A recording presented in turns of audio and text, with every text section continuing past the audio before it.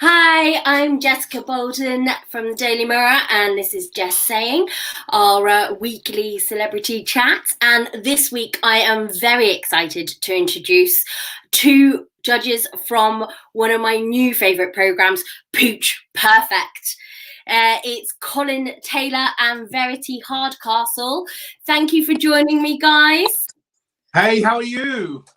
I'm good, thank you. I'm good. I am so looking forward to next week's final. It's been a great show so far. For people tuning in who may not have seen it, it's the big BBC One show with Sheridan and co-star Stanley, all about grooming your dogs and making them look absolutely gorgeous and even more adorable than they do all the time. But has it been fun, guys, working on this? It seems such a happy show. I absolutely loved it. Ladies first, sorry. No, I've absolutely loved working on the show. It was just an absolute joy, wasn't it, Colin, to film?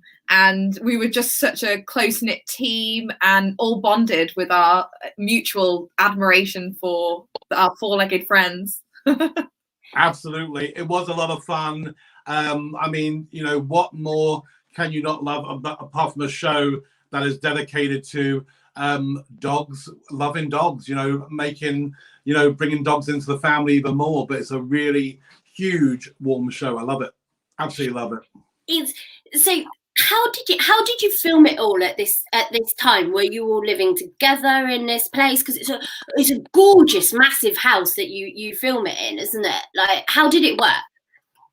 Absolutely. So we obviously had to follow the rules of COVID because this was done in August. We all had to take our temperatures. We all had to be social distance at all times, which was really hard because you want to comfort people, especially when you're sending people home. Yeah. Obviously, I love Verity. I want to give Verity a big hug.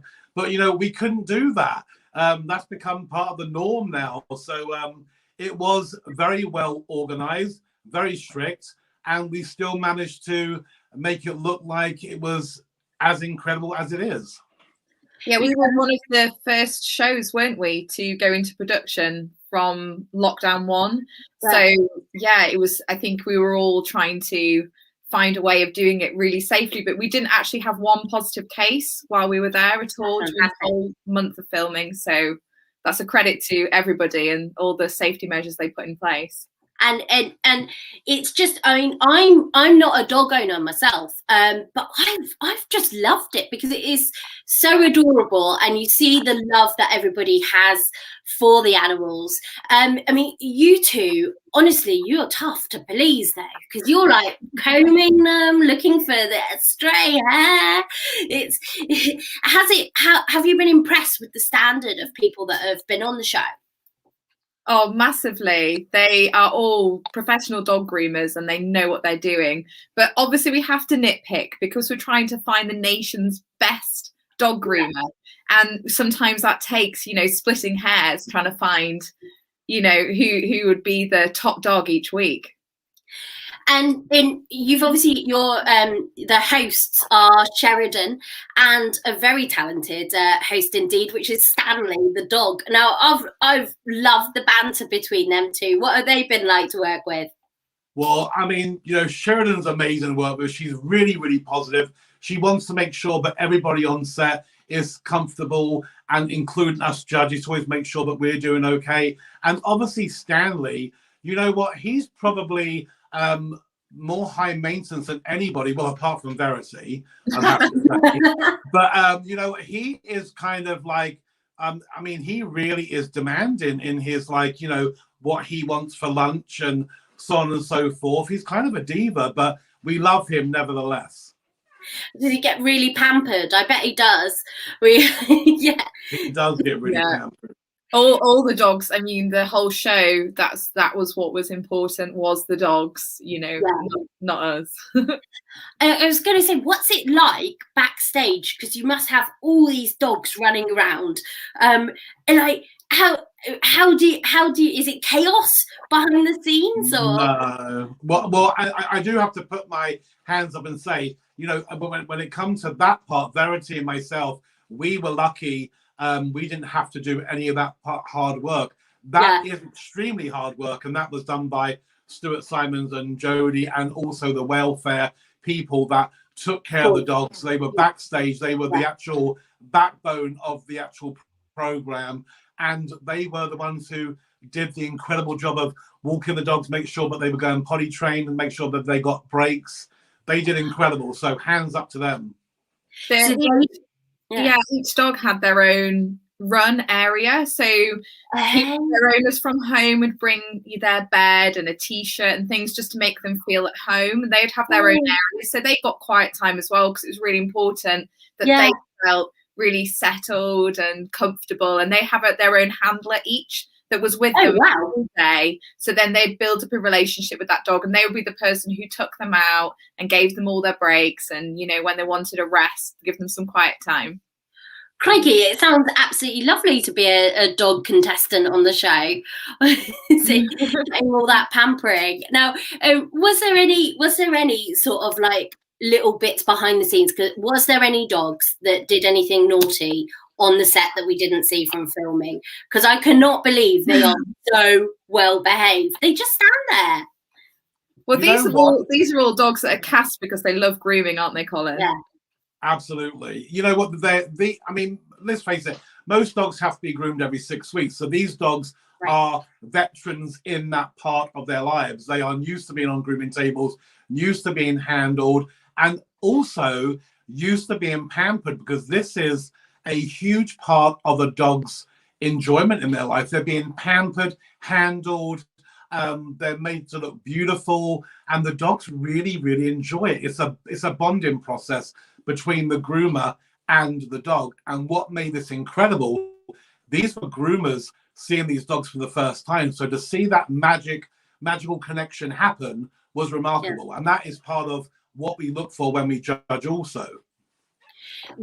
How well the groomer can get to know the dog so quickly, because I guess you've got to have that trust, haven't you? Absolutely. It takes a lot. I mean, I'm sure, you know, Verity can, you know, will say the same thing. This is a profession which, yes, you have to love dogs, you have to respect animals, I would say, more than anything, but also have the patience of the saints. Don't you think, V? Oh yeah, absolutely. It's like any job working with children or animals, you have to have saintly patience, 100%, because so much of what we do is understanding their behavior and working around their dogs to make it the most enjoyable process for them. They got a message here from Lynn Land, who said her dog Mojo was on the show. Yes. So I mean, you've had some such cute ones on there. Oh my gosh, when it got to the puppy challenge, and I've been sat there going, oh, look at him, when so many of them that have been on there. Now, Alexandra LS here says she loves the show.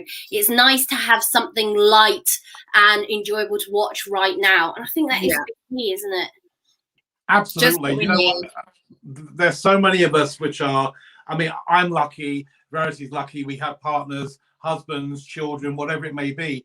But people that are in their houses or by themselves in lockdown, to have something which they can watch and smile at, and even if you know, aren't alone and you have the whole family, to have a program that isn't necessarily geared to the husband or the wife or the children, that a program that the entire family can sit down, enjoy and watch. But there is one downside to that, is the kids, and I've met so many kids now, they say, I want a puppy, which is a really good thing in my eyes, but maybe not their parents' eyes. Maybe not their parents, who are like, okay, well, now we're gonna have to walk it every day. Thanks so much, BBC, for that one. Talking of little puppies, what's the name of that little one you're holding, Verity, there? Oh, that was Lily. Lily. They're obviously like Velcro, so they're all just down at my feet. There's one here. This is little Olive. Oh, hello, Olive. Oh, aren't you adorable? Because you've got three, haven't you? You got three of them. Yes, I have. Yeah, I've got little Alice. If you let's have a little Alice. Say hello. Want to come up for a cuddle? Here's my little Hello, hello, Alice. Oh, that's so cute. We got a message here from Hannah. How do you get a dog to like grooming?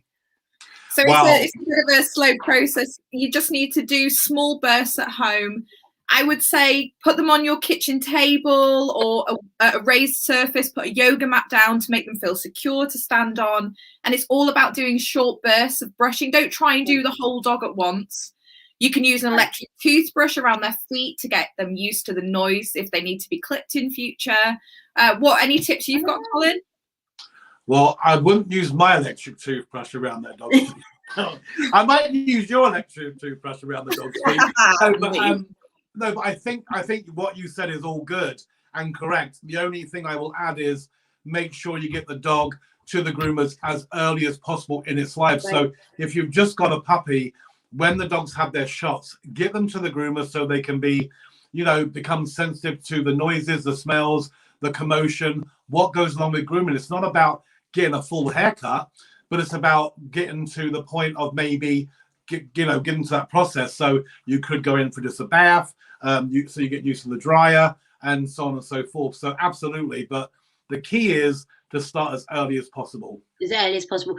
I mean, like you do with kids, like you'll take baby for the first haircut. I'm not really an expert, but quite young, I imagine.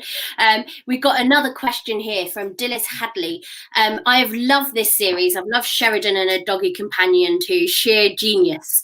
She was glued to it every week, which is fantastic. I mean, I love those little sketches that Sheridan and Stanley do together.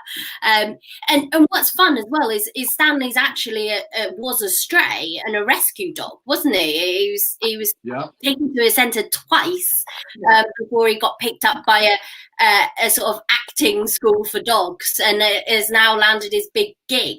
I think we got a little video of one of the Sheridan and Stanley's little interactions, as it were. Right.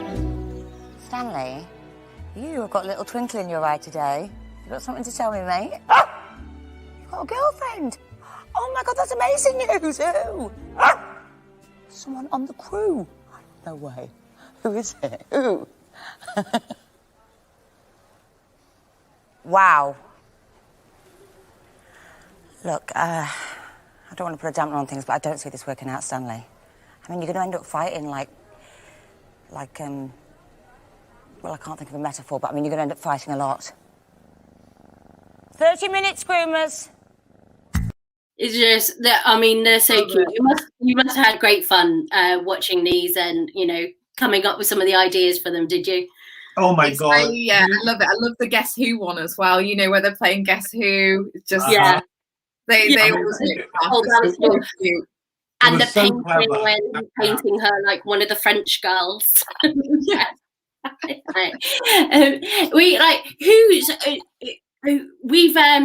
other thing I was going to ask about that surprised me on the series. Now I'm a novice in all of this.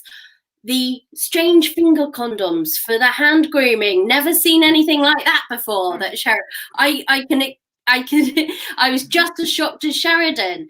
It's like a whole new world, some of the things on there. I feel we've learned quite a lot from that. I mean, are they really a thing? Is that really something you use? Absolutely. Absolutely. For people that do hand stripping, finger condoms, I'm not going to say condoms, that's my American coming out. Finger condoms have been used for many years, and obviously you can put them on both thumb and finger, and it helps you grip the coat, but that was so hard to do because Sheridan is a fun person, and my God, when she gets the giggles, we all get the giggles, and when I get the giggles, I have a hard time to focus. And even with me and Verity, when you're staring at each other and you got to be serious, and then you get the giggles, like, oh my God, sensible, okay, and you got to think about something sometimes really kind of, sad to make yourself compose yourself back again. So yeah, it's fun. Yeah, and you like thinking, right, okay, think of something miserable because we've got to be serious about these dogs now, because it's people's livelihoods at stake, really, isn't it? I mean, they've come on not at stake, but you know, it's their livelihoods. It means a lot to them. Coming onto that, last night it was the semi-final that we saw screened, and oh my gosh, I loved it. I think we've got our lineup of the semi-finalists there. Turn away now if you've not seen the semi-final yet, because I'm going to talk about who the finalists are, which we saw revealed last night, which of course poor Mitch was sent home. That was very sad. She's been so good during the whole competition. Yeah, Absolutely. she's a great groomer, isn't she? Yeah, I mean, she's proved herself to be able to take on any challenge, you know, given to her. You know, but however, it is a competition. One person does have to go home, and it comes down to them all doing incredibly well. Don't get me wrong. We come down that final challenge, and obviously me and Verity, we don't always agree, and we just have to kind of hash it out and figure, you know, go with the pros and the cons. Yeah, we have to judge the dogs that are in, you know, we're in that challenge, and judge it fairly. So yeah, but it's always sad, especially when it's in the semi-final, to see somebody go, because they've come so far. And we're all emotional, like, oh my, I mean, we're terrible. I mean, I'm like trying not to cry. Verity, she's you know, she might come across as a cold-hearted princess, but she isn't. She's a big softie also, and Sheridan also. It's emotional. So I mean, yes, you do come across a bit scary, Verity. I've got to say, when you got that home out and you're like, oh no. The finalists were Kelly, who I think we've got some nice pictures of Kelly now, and no, that's Georgia. So we're showing Georgia first. Now this contest last night, that's Kelly there. It was the creative challenge. If anyone's not watched it, you have 3 challenges in the semi-final. So there was the breed standard cut, then it was like guess the crossbreed, then obviously the creative challenge, which is my favorite, and they had to convert their dog, who loves grooming, by the way, before anyone else says anything, into a different animal. And this gorilla, I mean, it's amazing. What did you think when you saw Kelly's creation? You know what? It was emotional for me because I love gorillas. But what I loved about this whole challenge is they turned their dog into a different animal with barely any kind of product or temporary color whatsoever.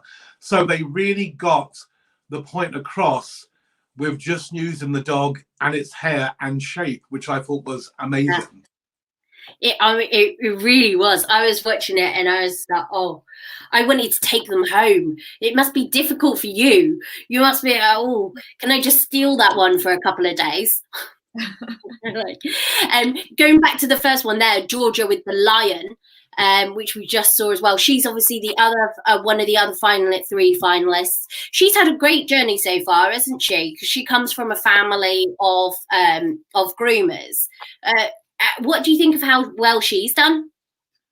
Georgia's a fantastic groomer, and obviously she's got experience. Her mum and I think her grandma. I think she's 3rd generation groomer, and it's a family affair for her. She works with her husband maybe, and also her sister. So she's super talented though, and she's always trying to try new things. She's always pushing the envelope. So yeah, totally deserved finalist. And she's a clever girl. And her dad is also a dog handler, shows dogs, like V said, the whole family. And she's the youngest out of all the contestants. And but she's really held her own. She really has. I mean, that lion was superb. And you know, she's done it. I mean, all of this is, I think we've got one more of that challenge to show, which is Lucky and his horse, which oh my gosh. Honestly, it's adorable. I knew you 2 weren't so keen on the horse, were you, after the colouring?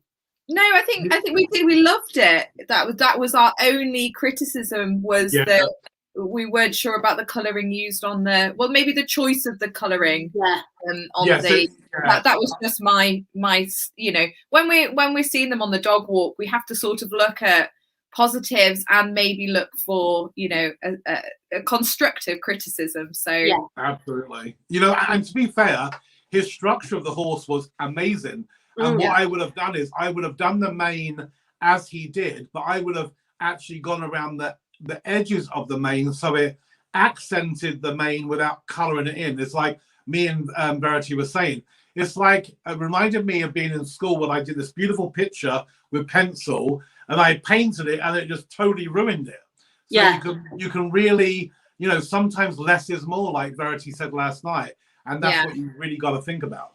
And when we were watching him do that groom, the whole way through, I was like, oh, please do dapples on the dog's, you know, on its bum. And then he did. And I was like, yes. So many elements we loved. Yeah, I mean, it was brilliant. And when you said, oh, it's like a My Little Pony a little bit because of the sparkles, I mean, you were totally right. And I was just like, that was exactly what it was reminding me of, with the bits on the bum. It's like cotton candy from the My Little Pony or something. So those are the 3 finalists that we're going to see battle it next week. Can you give me a little bit of a hint about what we can expect in terms of the challenges? Big hair, and not on Verity or me, but big hair on the dogs, and a challenge which really, you know, takes. I mean, normally your second challenge, you're really taking the groomer out of their comfort zone and making them think outside the box. For the final, I mean, my God, as we know, we saw last night. When they do the little kind of hint of next week, it's going to be the amazing, iconic poodle. And I'm not going to tell you what the challenge after that is, but you did see a little bit of it also. But it's going to be a real showstopper, and it's going to be amazing and educational and really tricky. I can't wait for that, honestly. I can't wait. But what's been your favourite challenge so far? For me, I loved the puppy challenge because, I mean, who doesn't want to see those beautiful puppies get their hair cut and, you know, watch their beautiful features be unveiled underneath all that hair? I love that. I love that challenge. Here's them giving them their first trim look. Yeah. Oh my God. You know, I mean, it's cute. And I think Verity's face said it all when Lucky walked out with that little silver poodle. It was beautiful. I think mine would be, I do have to say the puppies, but also the spiral challenge with the Bichon that Georgia did, and also the Welsh Terrier. I love that Welsh Terrier that Kelly.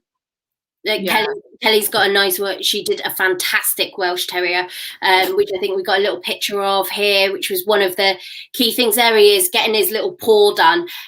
I just cannot, as a novice, get over how good they are. There was no, you know, little residues left in the studio. Was there any sort of like barking or slobbering or nipping at each other or anything behind the scenes, or were they just as good as this? No, I think perfect stars, weren't they? There wasn't. Actually, no. There was that black. Do you remember the black miniature poodle that was what was when the spiral challenge?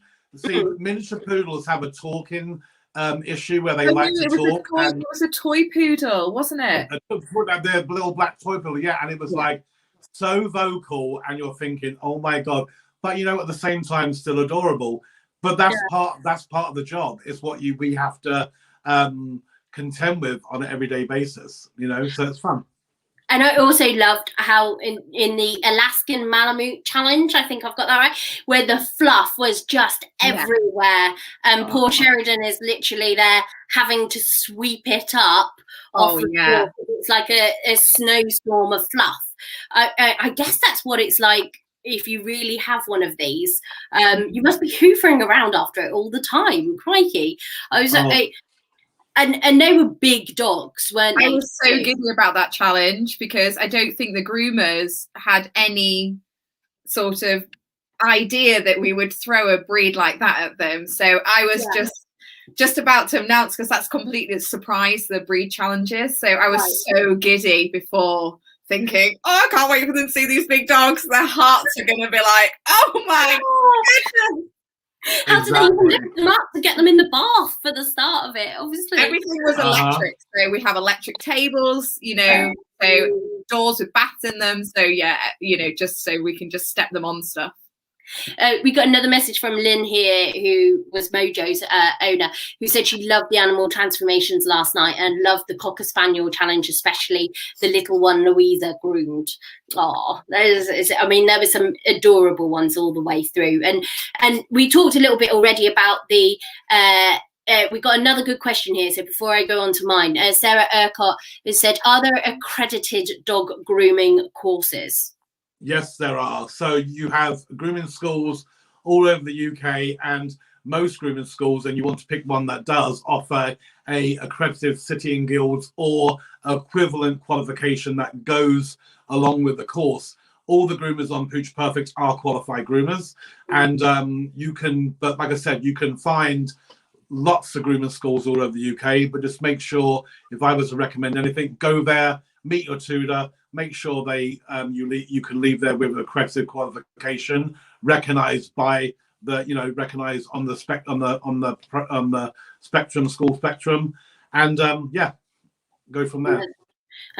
Now, what I was going to quickly say about was the creative challenges that we've seen so far on the series.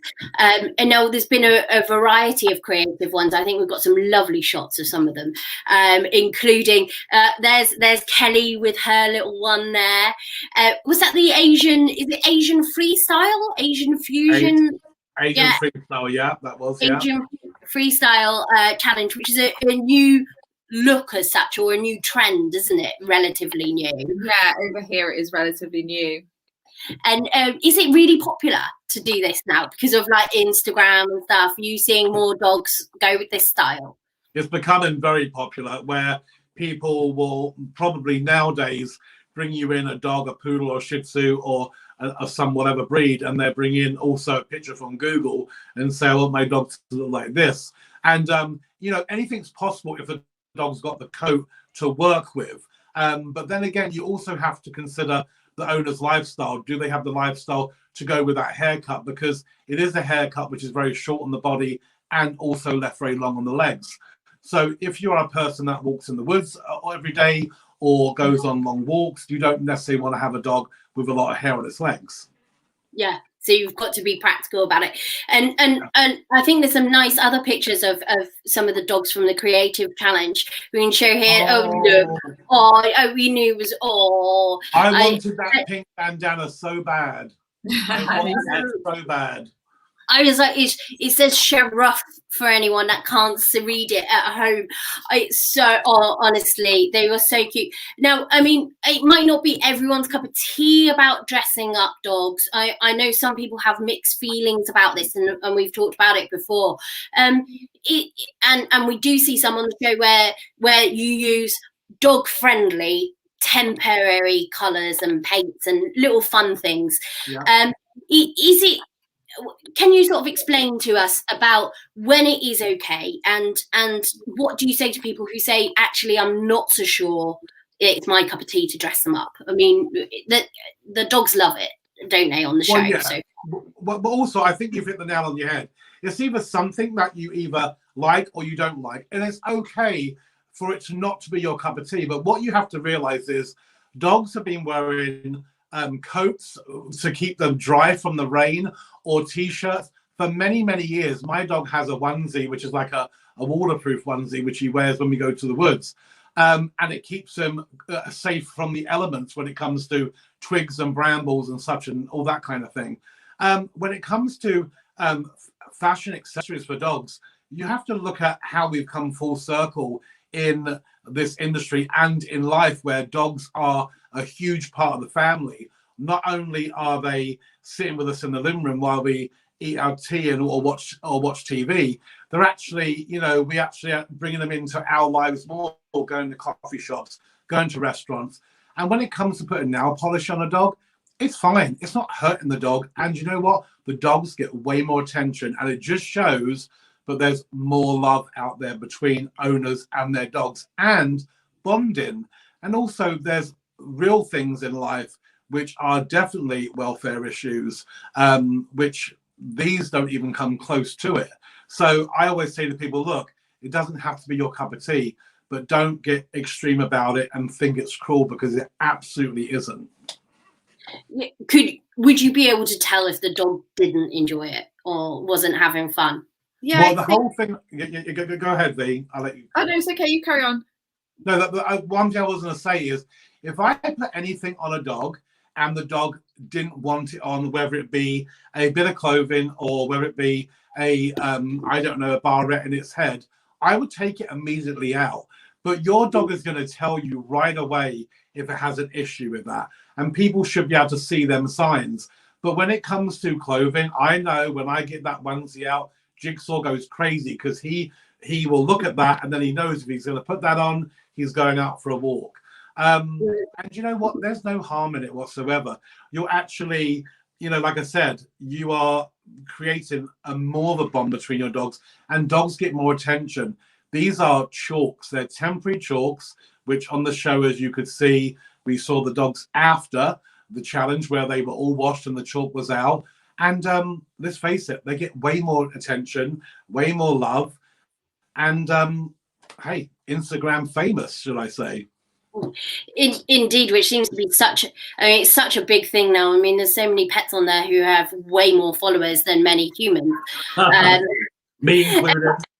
Would either of you do that with your little, I say little ones, I mean your little furry friends? I think Lady Verity would, wouldn't you, Lady Verity? No way. No, my dogs. Yeah, I think with having 2 children, being self-employed, etc. I don't have time to handle my dog's needs and wants of an Instagram account as well. I guess that would be a bit of a full-time job, with 3 of them as well. It's like, no, both of you have obviously been in the business for a very, very long time, and you're both master groomers. Can you tell me a little bit about, you sort of talked about accredited courses, but how did you both get started for the people that are watching? So I started showing dogs first before I became a dog groomer. So I got a Doberman when I was, I think, 18, and she came with the proviso that I had to show her. So that kind of threw me into this whole new world. I've obviously been around dogs, but mostly trained working gun dogs, that sort of thing, not really around the show circuit. And then I thought, well, obviously I love dogs, that's a given. And I thought, well, maybe actually I could make this some sort of permanence in my life, grooming.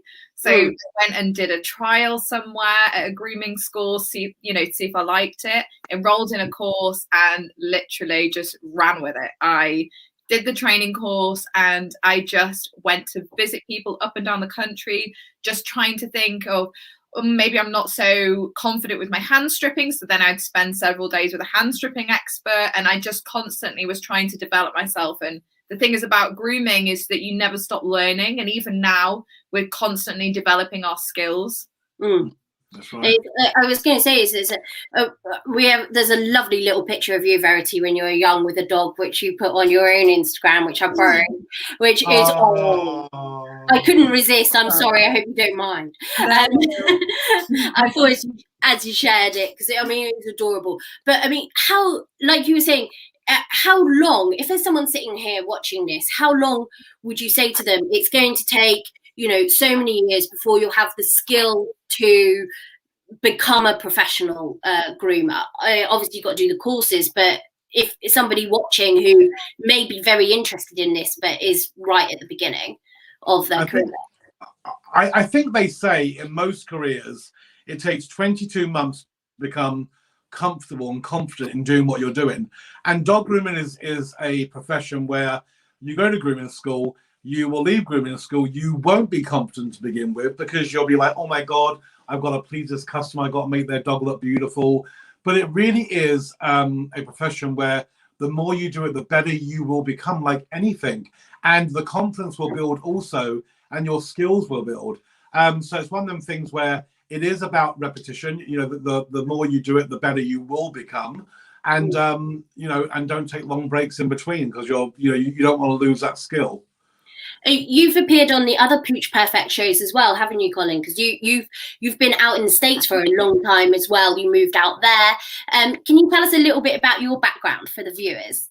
Absolutely. So I started off in 1985. I wanted to be a primatologist and study gorillas. I'm not too sure if Kelly did her research there, but that didn't happen.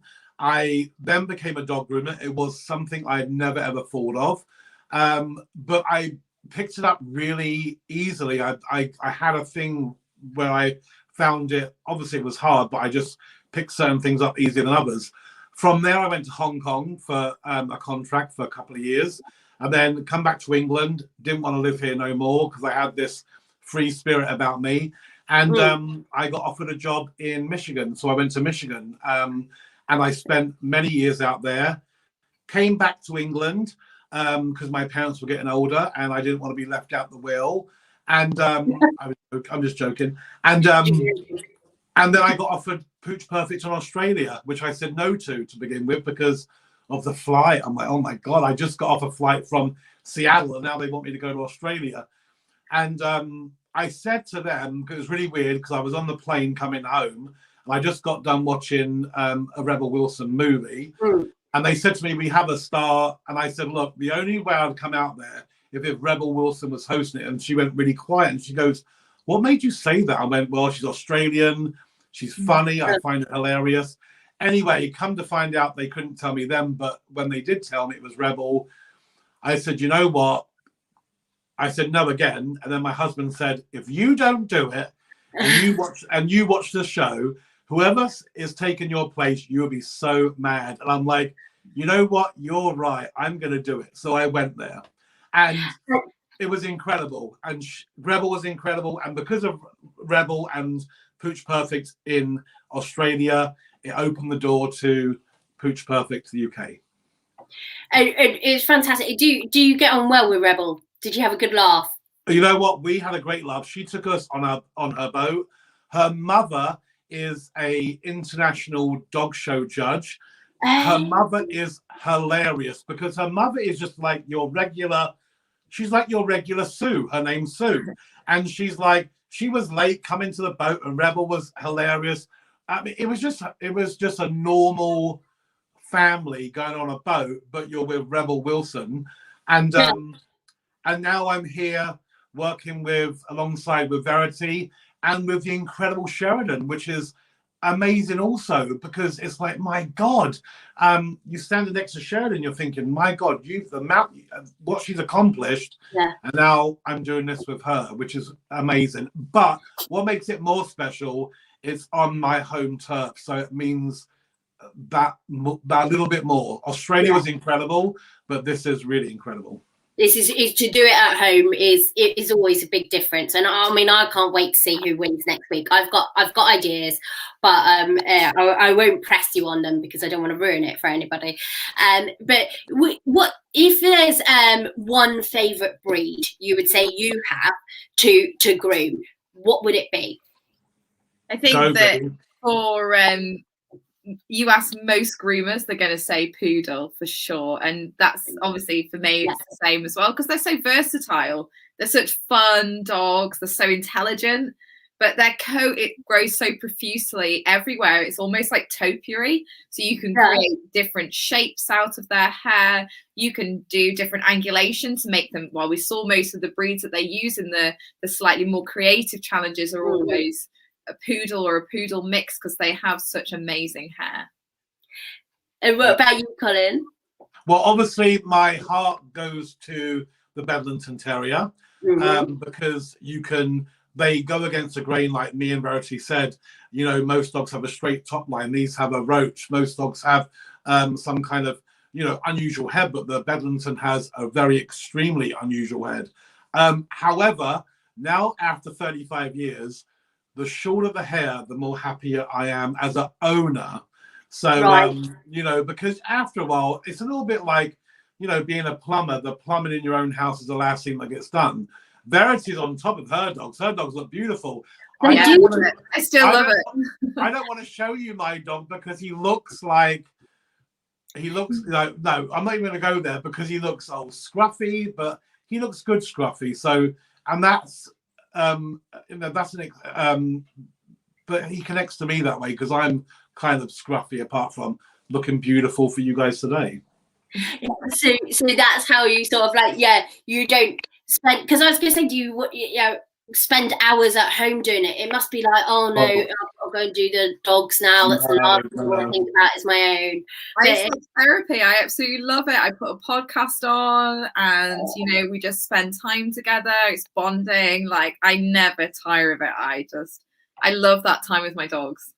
I bet they're so pampered, aren't they? Like, have you ever had a client where they've been a super pampered pooch? Because one of the contestants talked about pooches that have their own nannies and things on the show.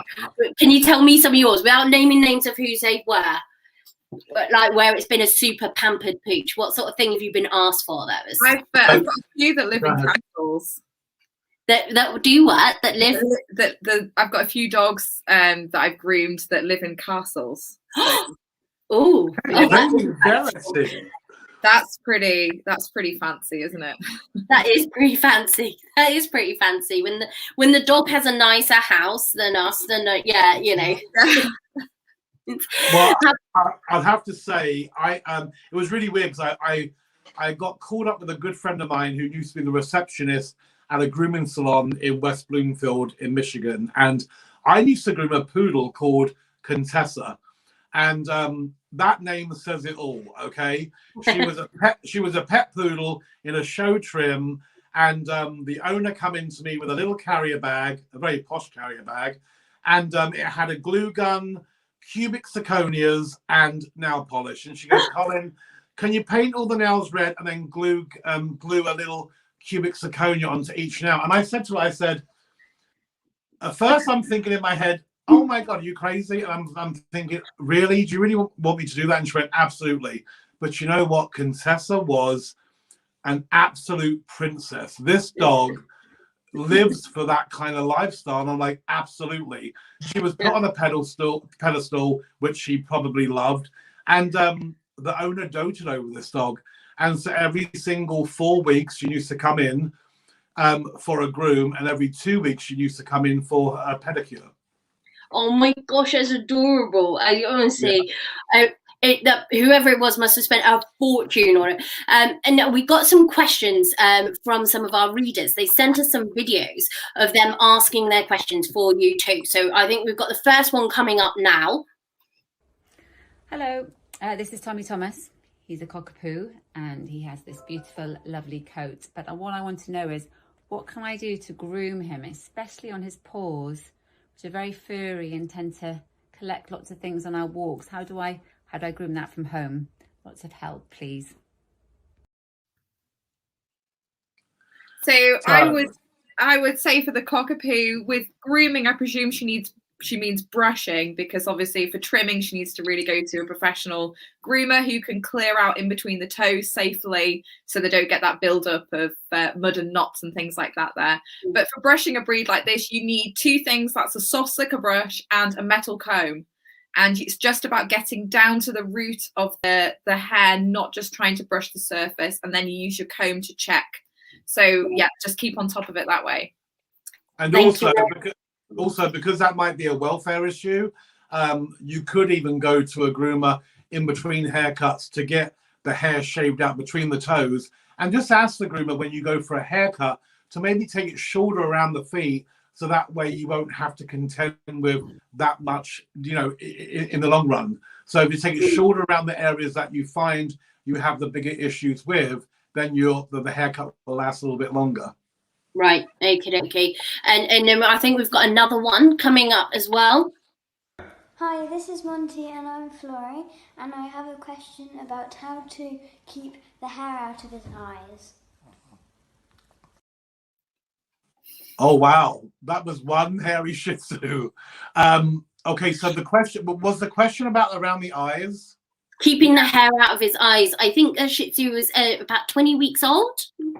Okay, Well, so she's done a really good job because she put a bobble over the top of the eyes, so that's perfect. And then you can clear the corner of the eyes. But with a puppy Shih Tzu, she's trying to grow it into full coat, for instance. It's just a case of leaving it and allowing it to grow. It will drop down, but it's just that awkward in between stage. You know, when you're trying to grow out a fringe, for instance, it's like, oh yeah. So it's a bit like that. But you can use bands just to help keep it out the way. And it'd be perfectly fine with a band, and yeah. absolutely. Yeah, and Just make sure.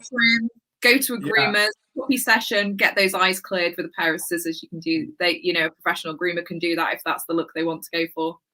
Yeah, just make sure, like Verity says, if you put a band in, make sure that it's not too tight. So if the band's pulling the eyes back like that, just put a comb in the bubble and bring it down so the eyes can, be at their normal state.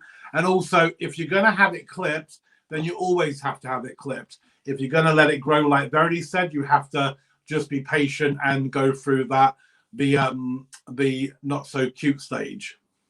Right, I see. So yeah, so you cannot do a halfway house. You can't clip and then let it grow because it won't ever go back.